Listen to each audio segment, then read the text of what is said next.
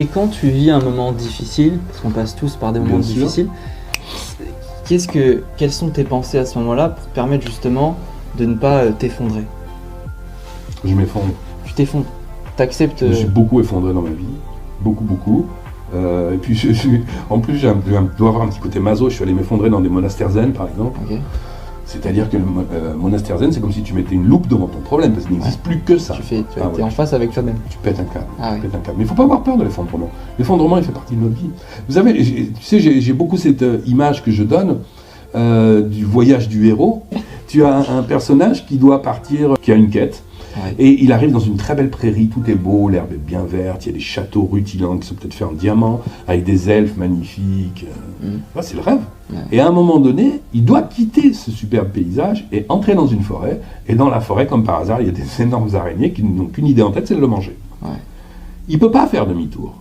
La vie, étonnamment, elle nous pousse à aller vers l'avant, donc à entrer dans la forêt.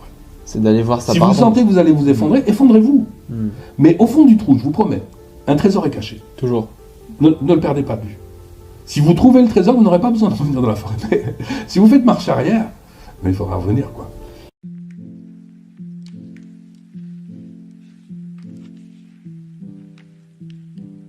Vous savez, c'est très à la mode aujourd'hui de bien parler, de donner de bons conseils aux gens, mais beaucoup de conseilleurs ne savent pas vraiment de quoi ils parlent, ils l'auront lu quelque part et ils pensent que c'est intéressant de le répéter par la suite. Moi, vous le savez parce que vous avez déjà vu la vidéo, si vous ne l'avez pas vu, je vous mets le lien en description, j'ai reçu Steven qui à un moment donné me pose la question « Comment est-ce que tu fais toi pour éviter de t'effondrer ?» Et je lui ai répondu « Mais moi, je m'effondre. » Et vous allez voir tous les bienfaits qui peuvent résulter du fait de s'effondrer. Alors, je vais faire quelque chose que je ne fais pas habituellement, je vais vous donner un petit peu de moi, même un petit peu beaucoup, sur une épreuve que j'ai vécue il y a quelques années maintenant. Alors, j'avais créé une entreprise, et à l'époque, lorsque l'on crée une entreprise, les 2 premières années, si je me souviens bien, on ne payait pas de charges sociales. La 3e année, on payait des charges sociales sur le chiffre d'affaires qu'on avait fait la première année, la 4e année sur la 2e année. Ce qui veut dire que pendant 4 ans, vu qu'on devait faire un petit chiffre d'affaires souvent en début de création, pendant 4 ans, on payait très peu de charges sociales. Et donc, moi, au bout de 4 ans, j'avais réussi à lancer mon entreprise. J'étais à l'aise financièrement, il faut le dire. Donc, je dépensais un peu facilement. Je ne tenais pas très bien mes comptes. Et puis, même à un moment donné, je me suis dit que je travaillais un petit peu trop. Donc, j'ai stoppé certains contrats. Donc, j'ai vu s'abaisser mon chiffre d'affaires.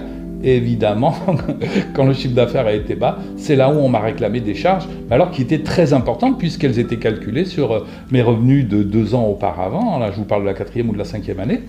Et je me suis retrouvé pratiquement en cessation de paiement. À ce moment-là, le banquier a trouvé très intelligent de bloquer mes comptes et tout ce qui arrivait comme prélèvement qui était déjà prévu ou les chèques que j'avais fait avant même de me retrouver interdit bancaire, puisque je m'étais retrouvé interdit bancaire, était assorti d'une amende de la part de la Banque de France, plus de frais colossaux de la part de la banque. La banque pouvait m'envoyer, je me souviens très bien, une simple lettre. Je me rappelle, je donnais, je crois, 50 francs à Médecins du Monde par mois. Ils refusent le prélèvement donc des 50 francs vu que je suis en cessation de paiement et ils m'envoient un courrier pour me dire qu'ils ont refusé le prélèvement et ils me font payer le courrier 100 francs alors qu'ils m'avaient refusé 50 francs plus la Banque de France, enfin bon bref, je vais pas vous donner plus de détails que ça, je coule profond, vraiment. Donc j'allais vraiment très très mal, je me sentais mal dans ma peau. Ça s'accompagnait bien évidemment, parce qu'un effondrement n'arrive jamais seul, ça s'accompagnait aussi d'une rupture, mais là je vais pas vous en parler, mais qui m'a aidé à couler encore plus profondément. Et puis je me souviens qu'un jour, je reçois une lettre, et cette lettre est une lettre d'huissier. Et l'huissier me dit « Monsieur, vous n'avez pas payé telle facture, donc je me présenterai prochainement avec un commissaire de police et un serrurier pour rentrer chez vous et prendre... » J'en ris aujourd'hui, mais je n'en riais vraiment pas à l'époque. « Et vous prendre ce qui vous appartient pour pouvoir les vendre aux enchères et payer la dette. » Mais je me souviens, mais ce soir-là, je suis allé me coucher, j'étais mal. J'avais l'impression que j'avais une pointe dans l'estomac qui tentait de sortir. J'étais en plein effondrement parce que je n'avais plus d'avenir. Je n'y arriverais pas, je ne pouvais plus payer mes dettes. Je continuais de gagner de l'argent, Mais l'argent que je déposais à la banque payait les frais bancaires, payait les amendes de la Banque de France, mais ne payait pas mes dettes qui continuaient donc de courir et d'être majorées d'intérêts. Enfin, c'était vraiment une période assez abominable. Et donc, je me couche et vraiment, je rentre dans un état qui est au-delà de la dépression. Enfin, je crois que je devenais fou de douleur, de souffrance. C'était affreux. Et au milieu de la nuit, à 3h du matin, je n'avais toujours pas trouvé le sommeil. Je sais pas ce qui... Je crois que je suis rentré dans quelque chose d'un petit peu délirant. Je me suis dit, mais au fait, ce qui t'arrive, c'est ce qui doit t'arriver. C'est parce que tu as trop de choses. Et après tout, tu en veux à l'huissier de justice qui va venir, mais le pauvre huissier de justice fait juste son travail. Si tu es dans l'embarras, c'est parce que tu es un mauvais gestionnaire, c'est de ta faute. Tu es le responsable. Oui, quelquefois je dis, soyez responsable de vos vies. Et à ce moment-là, je me dis, non, mais je dois accueillir cet huissier, puis je vais lui donner mes meubles, puis en fait, je devrais vivre beaucoup plus simplement, j'ai trop de choses. Et voilà, à l'époque, j'avais une télévision, croyez-le. À partir de là, je m'apaise et je m'endors. Et je dors même très bien. Et le lendemain, quand je me réveille, je me souviens bien, j'appelle l'huissier de justice, je lui dis « Bonjour monsieur, vous devez passer chez moi avec un commissaire de la République ou de police et quelqu'un qui va ouvrir ma porte. » Je lui dis « J'aimerais savoir quel jour et quelle heure vous allez passer. » Et là, l'huissier, très sur la défensive, me dit « Mais monsieur, je n'ai pas à vous donner cette information, pourquoi voulez-vous le savoir d'abord ?» Oh, je lui dis, monsieur l'huissier, je sais que je vous mets dans l'embarras et qu'à cause de moi, vous allez être obligé de venir retirer mes meubles. J'aimerais, le jour où vous passez, vous avoir préparé un bon café pour pouvoir vous accueillir. J'étais sincère, je crois que j'étais un petit peu dans mon délire. Et je lui dis, venez, vraiment, j'ai une télévision, elle a 10 ans, mais elle est en très bon état, je suis sûr que vous pourriez en tirer quelque chose. Et puis j'ai quelques meubles et je commence à lui faire le descriptif de ce que j'ai à la maison. Et là, l'huissier se calme, il me dit, non mais monsieur, on n'est pas obligé d'en arriver dans cette extrémité, vous savez, envoyez-moi 100 francs et je partirai du principe que vous êtes en train de rembourser votre dette et que donc j'arrêterai les procédures. Je lui dis, ah non, pas du tout monsieur, vous ne m'avez pas compris. Je suis heureux que vous veniez me chercher mes meubles, j'ai trop de choses, il faut absolument que vous me débarrassiez. Et à ce moment-là, l'huissier de justice s'est mis en colère, il m'a dit, monsieur, nous ne sommes pas Emmaüs, alors si vous voulez vendre vos meubles, appelez-les. Et puis il m'a raccroché au nez. Je n'ai plus jamais entendu parler de cet huissier. Donc j'ai vendu, j'étais dans l'incapacité de payer mon loyer aussi, c'était allé très loin. Donc avant de me retrouver dans l'incapacité de payer mon bailleur, je lui ai envoyé un courrier recommandé en lui expliquant, voilà, j'ai des dettes, je ne pourrai plus vous payer, donc je vous demande de me laisser partir. Et je suis parti de cet appartement. Je crois que je n'ai pas payé le dernier mois de loyer, mais je leur avais laissé une caution d'un mois d'avance. Et puis en plus, ils me devaient de l'argent au titre des charges que j'avais trop payées. Donc c'est encore eux qui ont gagné de l'argent sur ce coup-là. Et je suis parti vivre chez un copain, en pleine Camargue, dans une tout petit studio. Donc à lui, je lui payais un tout petit loyer. Et à partir de là, j'ai commencé à réémerger lentement. Je me souviens, j'étais en plein hiver en Camargue, mes voisins étaient partis en vacances, et à un moment donné, alors on nous a parlé de délestage cette année, vous savez, de délestage électrique qui n'est pas arrivé jusqu'à aujourd'hui, tant mieux. Mais sachez quand même que le délestage, c'est quelque chose qui existe depuis très longtemps. Je crois que la menace que nous a fait le gouvernement cette année, c'est on va délester sur Paris. Parce que dans les campagnes, le délestage, c'est simplement courant. Quand on tire trop d'électricité en France, des endroits comme la Camargue, on coupe l'électricité aux gens pendant plusieurs heures, de façon à pouvoir continuer de fournir les grandes villes, Montpellier, Paris, etc. C'est pour ça que les gens ne savent pas ce que c'est qu'un délestage, mais je vous garantis que dans les campagnes, ils le savent très bien. Enfin, donc je me retrouve dans ce petit appartement, gelé, j'étais chauffé électrique, je me faisais à manger électrique, enfin j'avais la lumière évidemment électrique, donc je me retrouve dans le noir, tout seul, en pleine Camargue. Il y avait, je crois, 50 cm de neige dehors, et là, j'ai pris une bougie et j'ai commencé à écrire. Et vous savez ce que j'ai écrit ? J'ai commencé mon livre « Les pervers narcissiques ». C'est à ce moment-là que tout a commencé. Et puis bon, l'électricité au bout de 3 heures est revenue, le chauffage, la température a pu remonter. Et le lendemain, je décide d'aller à Arles, où j'allais enregistrer une émission radio avec une radio locale de là-bas. Quand j'arrive dehors, je monte dans ma voiture, je mets la clé, wow, la voiture elle est morte, elle a gelé. Et donc je me retrouve en pleine Camargue, incapable de me déplacer dans la neige. Et je dis, c'est pas grave, j'y vais quand même. Alors j'étais, pour vous situer, à plus de 7 km de la ville. Donc je pars à pied dans la neige. Et à un moment donné, je me retrouve au milieu des rizières. Tout était blanc. C'était absolument magnifique. C'était donc le matin. Et là, je me suis dit, waouh, quelle chance que ma voiture soit tombée en panne. Car je n'aurais pas vécu ce moment-là. Donc je suis allé à Arles, j'ai donné mon émission radio. D'ailleurs, arrivé à peine à la route, j'ai tendu mon pouce et une voiture m'a pris en charge. Et à partir de là, les choses ont commencé à réémerger. Et je suis allé de mieux en mieux. J'ai pu rembourser toutes mes dettes et puis réémerger, en partie grâce aux pervers narcissiques. Merci les pervers narcissiques que j'ai écrit dans ce moment-là. Donc c'est intéressant de voir qu'à un moment donné, je me suis tourné vers la créativité plutôt que de m'effondrer, pour répondre un petit peu à Steven. Oui, je me suis effondré à un moment donné, mais au fond du trou, j'ai trouvé un trésor. C'était peut-être ma folie, on va en discuter un petit peu plus loin, mais peut-être que j'avais besoin de ce délire qui est venu m'aider à supporter ce moment qui normalement était insupportable. Voilà ce que j'avais envie de vous dire quant à mon expérience, une de mes expériences d'effondrement, parce que je pense que j'en ai connu d'autres, mais comme tout le monde dans ma vie. Alors cette expérience, on peut l'observer de plusieurs points de vue. Il me revient une leçon que nous donnait un professeur de psychanalyse qui disait « Imaginez que vous deviez sortir ce soir, votre sortie est importante, vous mettez votre plus bel habit. Et au moment de partir, vous apercevez qu'il y a un accroc sur l'habit. Alors vous allez sortir un fil et une aiguille et réparer cet accroc. » Il disait « C'est ça le symptôme névrotique. » Maintenant, imaginez que sur votre habit, il y ait une pièce manquante, un trou, une béance.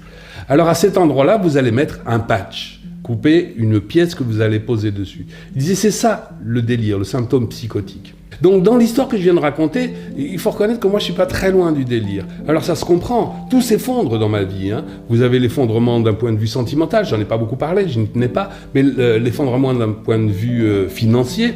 Et donc une régression s'en est suivie. Et au fond du trou, je m'invente ce délire qui est tu as trop de choses, il faut absolument que tu te déministres, puisqu'après tout, tu es quelqu'un qui est sur une voie spirituelle. Et ça marche. Et c'est ça qui est bien, parce que le délire est fait pour ça.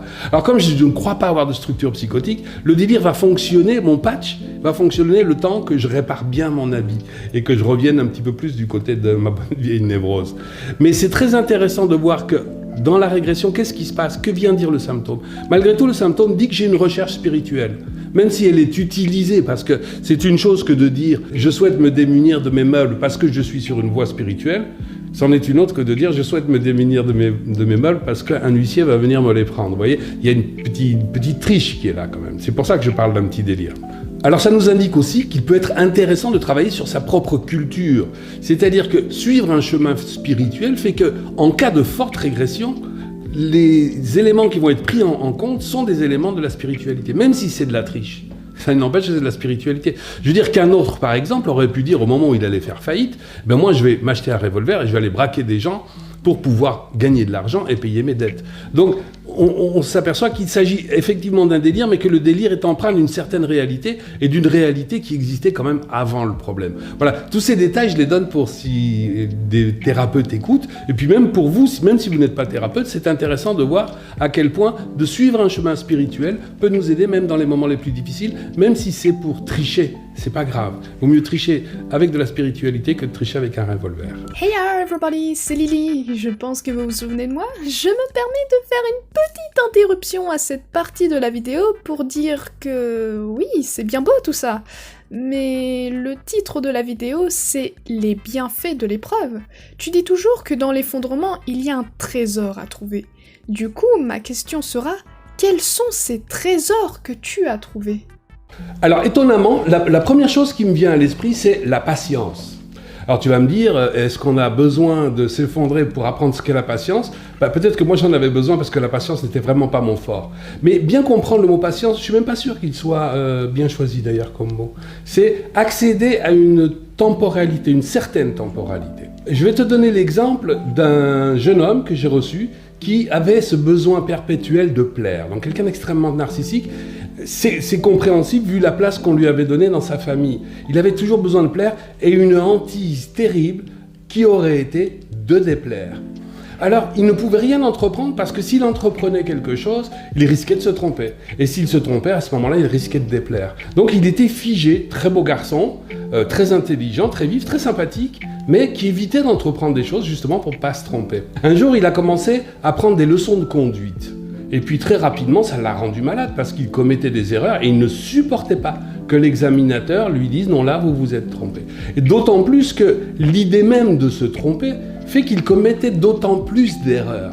Alors il est venu me voir et il m'a dit « Je vais arrêter de passer mon permis, je vais arrêter de prendre des leçons. » Et je lui dis « Ah bon, mais pourquoi ?» Il me dit « Parce que je ne suis pas capable d'avoir mon permis. » Alors souvent, des patients espèrent parler à une bonne maman qui va les rassurer, qui va dire « Mais si, tu en es capable, bien sûr que tu peux y arriver. » Et je lui ai répondu le contraire, je lui ai dit « Bien sûr que vous ne pouvez pas avoir votre permis. » Ça l'a un peu déstabilisé. Là, j'ai pu lui dire « Si vous pouviez avoir votre permis, à quoi est-ce que cela servirait d'aller prendre des leçons ?» Vous voyez, le problème de la temporalité, c'est parce que je suis imparfait que je peux réussir. Mais si je me veux absolument parfait, la réussite m'est interdite puisque je ne peux pas apprendre. Vous voyez ? Je lui avais donné comme exemple, nous avons une montagne à côté de chez nous, là. Je lui ai dit, imaginez, vous voulez gravir cette montagne. Vous êtes au pied de la montagne et vous en voyez le sommet. Vous aimeriez tellement être au sommet. Mais c'est impossible. Vous ne pouvez pas être au sommet. Pourquoi ? Parce que vous êtes à 100 pieds. Alors qu'est-ce que vous pouvez faire ? La seule chose que vous puissiez faire, c'est un pas en direction du sommet. Mais bien sûr, il y a 3 km pour arriver. Un pas, ça ne sert pratiquement à rien. Et pourtant, vous en ferez un second, et puis sans doute un troisième. Et au bout d'une demi-heure, vous vous retournerez, vous regarderez le chemin parcouru, vous direz « Waouh !» Et puis là, vous aurez un point de vue magnifique. Et si vous persistez dans votre effort, effectivement, peut-être, un jour, vous arriverez à son sommet. C'est ça que m'a appris cette épreuve, c'est accepte cette temporalité. La chose qui me revient en premier quand je pense à cette faillite, on pourrait penser à beaucoup de choses, et bien moi, c'est le jour où la voiture tombe en panne et où pour pouvoir aller à Arles, je me retrouve perdu au milieu des rizières, en plein hiver, dans la neige. Ce moment-là est un moment unique, est un moment que j'ai gagné grâce à l'épreuve. Mais au-delà de ça, il est là mon point de temporalité. Vous imaginez, c'est le moment où j'ai commencé à écrire les livres qui sont devenus des best-sellers par la suite et qui m'ont aidé à en sortir. Mais entre le moment où on a l'idée d'un livre, le moment où on commence à l'écrire, le moment où on trouve un éditeur, mais il peut se passer des années, quelquefois, entre le projet et la réalisation du projet. Mais en attendant le chemin, c'est ça que nous vivons. Nous vivons ici et maintenant, comme le dit l'adage. Mais c'est vrai, c'est vrai. Si vous gravissez une montagne en étant pressé d'arriver au sommet, vous ne verrez pas le chemin. Or, c'est le chemin qui est intéressant. Voilà une des choses que j'ai découvertes dans cette épreuve qui m'est arrivée. Et en fait, ce que j'ai découvert dans cette épreuve, c'est que je suis en vie. Ben ouais. J'ai employé plusieurs fois ce terme de rupture de pattern. Je fais exprès de garder un mot en anglais, ne me grondez pas en commentaire. Je fais exprès de garder un mot auquel nous ne sommes pas habitués parce que là, je crois que la traduction, c'est patron. Mais un schéma dans lequel on s'enferme et qui fait qu'à un moment donné, on ne voit plus clair. On peut avoir de très beaux paysages devant nous, mais si nous sommes préoccupés par nos idées, eh bien, nous ne voyons plus rien. À un moment donné, ce qui s'est produit dans l'épreuve, c'est... Ça m'a réveillé, ça m'a sorti, si vous voulez, de mon pattern. Donc, il y a un proverbe judéo-chrétien qui dit « tu enfanteras dans la souffrance ». Et c'était une phrase qui me dérangeait beaucoup quand j'étais jeune. Maintenant, je commence à la comprendre. Parce que malheureusement, j'ai dû accoucher de moi-même, si vous voulez, dans cette souffrance. Et c'est quand même, malgré tout, une bonne nouvelle. Alors, est-ce qu'on est obligé de souffrir pour pouvoir naître ? Je ne crois pas. Mais ce qu'il faudrait, c'est que nous nous rappelions, lorsque nous allons bien, qu'il est important de rester vivant, rester en vie. C'est ça l'idée. Et là, je vous ai donné l'idée du voyage. Vous savez, je pars de chez moi, je vais à Arles, 7 km dans la neige, et je m'aperçois à quel point je suis en vie à ce moment-là. Sensation que je n'avais pas connue depuis tellement longtemps. Et quand on écoute les grands maîtres, ceux qui nous ont éclairés, ou les prophètes, ou les messagers, suivant comment on les appelle dans notre religion, eh bien, le Bouddha était un voyageur. Le Bouddha mendiait sa nourriture et était sans cesse en train de marcher. Et toute sa communauté fonctionnait comme ça à l'époque.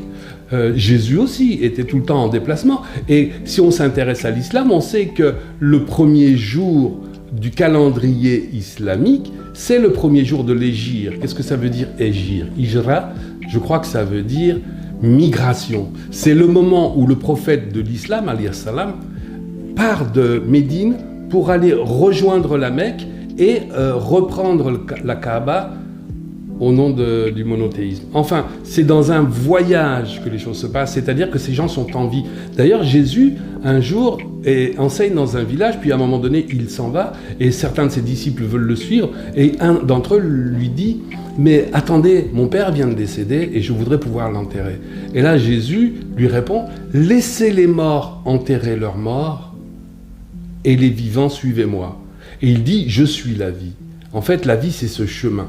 Donc, quel enseignement tirer de cela ? Qu'est-ce qui vous fait envie ? Et j'espère bien que chacun derrière son écran aura sa réponse. Hein. Alors pour celui-là, c'est 5 prières par jour. Pour cet autre, ça va être aller méditer au dojo. Pour un autre, c'est faire la vaisselle en conscience, aller faire une randonnée dans la montagne, je ne sais pas. Trouvez votre réponse, vous avez la vôtre et je ne la connais pas. Donc voilà, les bienfaits de l'épreuve pour moi ont été énormes. Effectivement, je vis avec beaucoup moins de choses. Ça fait donc, je ne sais pas si cette histoire a 20 ans, ça fait 20 ans que je vis sans téléviseur. Bon, j'aurais pu m'en débarrasser sans ça, mais ça a été l'opportunité. J'ai accru encore ma pratique de méditation, j'ai écrit des livres, je suis devenu beaucoup plus productif, beaucoup plus créatif. Et puis le vent a tourné, donc pour moi, cette forêt donc, où il y avait de grosses araignées qui ne demandaient qu'à me manger, ben ça, à la fin, ça a été une bénédiction. Et je le vis maintenant que j'en suis parti, parce que je n'y retournerai pas volontiers, mais je le vis quand même comme une bénédiction. Donc voilà, des bienfaits de l'épreuve, Lydie, il y en a tellement d'autres que je pourrais te citer. Je pense que je vais l'écrire, je vais accompagner le travail de vidéo par un travail d'écriture qui sera plus étoffé, mais qui nous demanderait des vidéos peut-être un peu trop longues. Donc voilà, Lydie, c'est à peu près tout ce que j'avais à te répondre. Souhaites-tu que je te raconte une histoire ? Oui, pour compléter cette vidéo, je vais te raconter une histoire. Rien de mieux pour terminer une vidéo qu'une jolie petite histoire en guise de conclusion. Il était une fois en Chine un vieil homme qui était extrêmement pauvre. Il n'avait pour vivre qu'un vieux moulin à moitié délabré. Il avait un petit terrain très rocailleux dans lequel il essayait de faire pousser quelques légumes pour essayer d'aller les vendre au marché. Il avait pour l'aider un très vieux cheval et son fils qui labourait le champ quand c'était nécessaire et qui récoltait les légumes quand ils étaient prêts. Et puis voilà qu'un jour, son cheval s'est sauvé. Alors les gens du village qui étaient déjà très inquiets pour lui, voyant qu'il avait perdu son cheval, sont venus voir le vieil homme pour le plaindre. Ils lui ont dit « Vraiment vieil homme, maintenant tu es ruiné, vraiment tu n'as pas de chance ». Mais le vieil homme riait, il avait un grand sourire. Et là les gens du village se sont dit « En plus d'être ruiné, le pauvre est un peu fou ». Il se trouve que le cheval s'est sauvé, puis a décidé de revenir dans la propriété du vieil homme, et en revenant, il a entraîné avec lui plein de chevaux sauvages. Alors vite, le fils les a encerclés, et maintenant, le vieil homme avait tout un troupeau de chevaux sauvages, il était riche. Les gens du village sont venus le voir en disant « Oh, vieil homme, vraiment, tu as de la chance. Ton cheval s'est sauvé, et en revenant, il t'a ramené des chevaux sauvages, te voilà riche maintenant. » Et le vieil homme continuait de sourire et de rire à ce que lui disaient les gens du village, qui continuaient de le prendre pour un fou. Le fils du vieil homme décide à ce moment-là d'essayer de dresser les chevaux pour pouvoir aller les vendre au marché. Mais en essayant de dresser les chevaux sauvages, il tombe et il se casse la jambe. Alors les gens du village viennent voir le vieil homme en lui disant « Vraiment vieil homme, tu n'as pas de chance. Ton fils, qui était le seul à pouvoir t'aider, maintenant a la jambe cassée, il ne peut plus t'aider, il ne peut plus dresser les chevaux, ce qui fait que vous ne pouvez plus aller les vendre. Vraiment vieil homme, tu n'as pas de chance. » Et le vieil homme continue de rire. Tout au long de l'histoire, il rit des villageois, en fait de ce qu'il entend, parce qu'il n'y croit pas.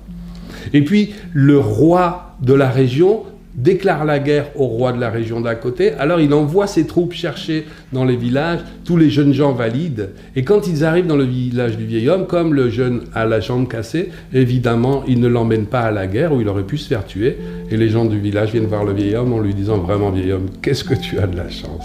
Vous voyez, une chance entraîne une malchance entraîne une chance, c'est simplement la roue de la vie. Et peut-être que le vieil homme avait raison, qu'il ne se plaignait jamais et qu'il ne s'enorgueillissait pas plus. Il était simplement vivant, présent ici et maintenant. Voilà l'histoire, Lydie, que je voulais te raconter, qui étaye un petit peu ce qu'on vient de voir, parce que nous ne sommes pas obligés d'aller dans l'épreuve pour pouvoir grandir, mais bien souvent, l'épreuve nous y aide. Et c'est en tout cas ce qui m'est arrivé avec cette horrible faillite. Voilà, j'espère que cette vidéo vous a plu. Si c'est le cas, n'hésitez pas à vous abonner si ce n'est pas déjà fait, à activer une petite cloche de notification pour être tenu au courant à chaque fois qu'une nouvelle vidéo va sortir. Et puis je vous dis à bientôt. Au revoir.